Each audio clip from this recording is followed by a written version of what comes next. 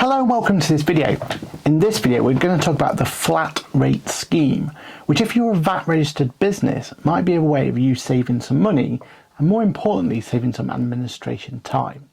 So stay tuned and let's see if we can save you both time and money.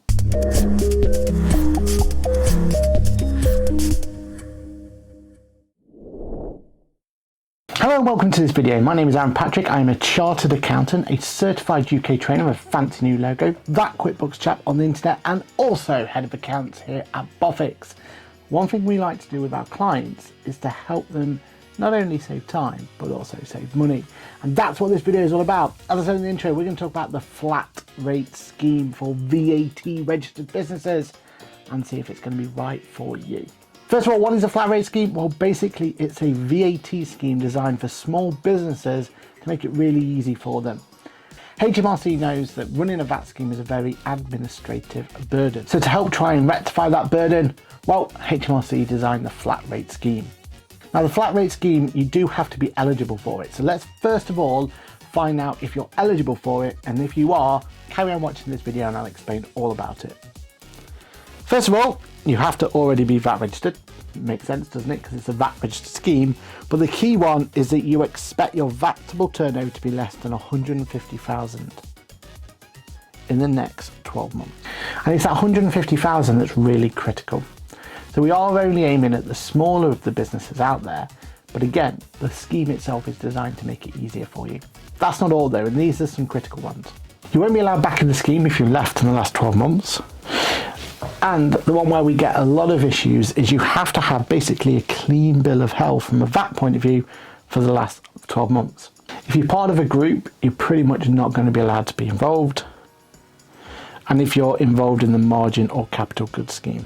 If you're relying on the cash accounting scheme, then you can't just natively join flat rate scheme, but they do have their own cash-based method for calculating turnover.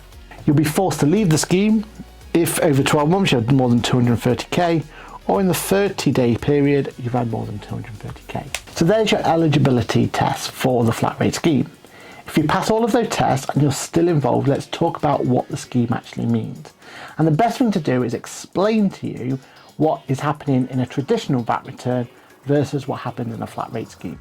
Because I think that way you'll understand 100% what's going on.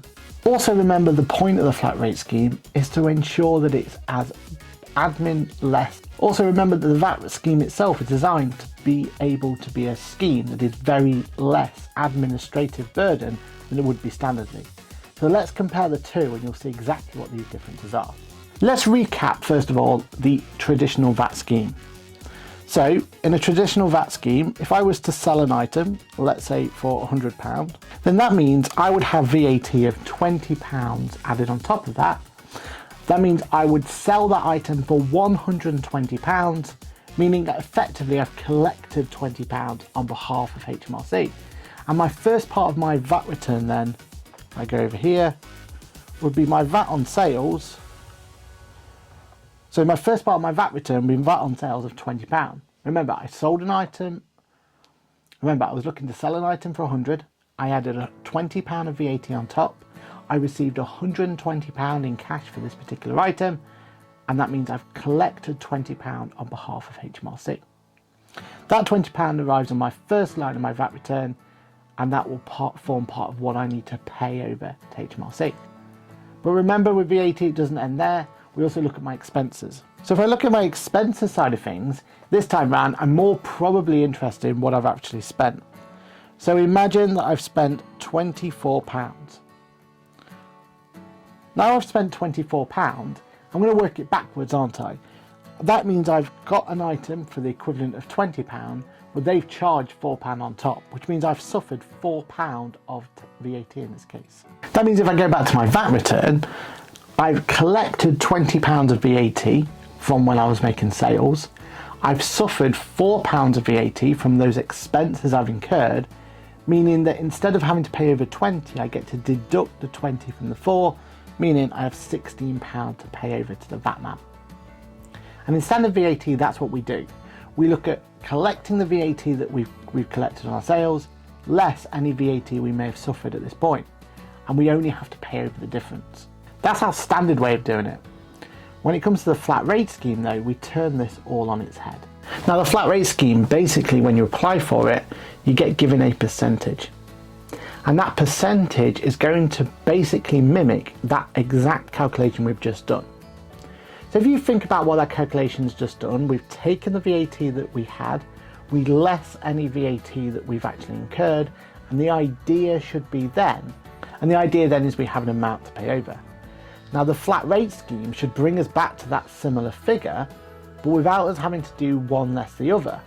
What it does instead is it calculates that top figure at a different percentage, therefore mimicking that whole process.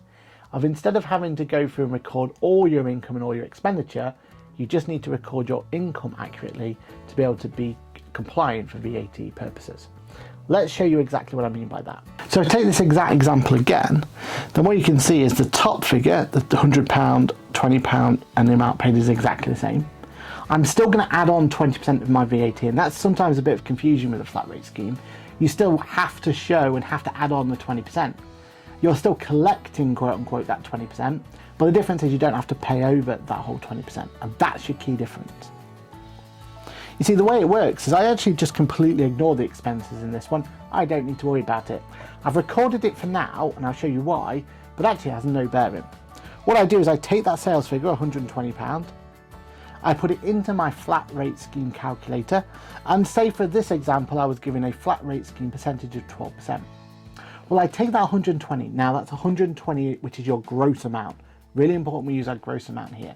So that's everything you sold plus the VAT you've added on top, gives you a total figure, and you times that by 12. And it's that one figure, that one amount paid, that will go onto your VAT return. Your expense figure, in most circumstances, will be nil. So you've got £14 of sales, or VAT on sales should I say. Remember, you collected £20, but you've got £14 to pay over. And then you've got zero amount of expenses, unless you're buying capital items over £2,000. In that circumstance, you are able to collect. But for most circumstances, when it comes to your VAT that you've suffered, you're not allowed to collect it, meaning that you'd have to then pay over to HMRC £14.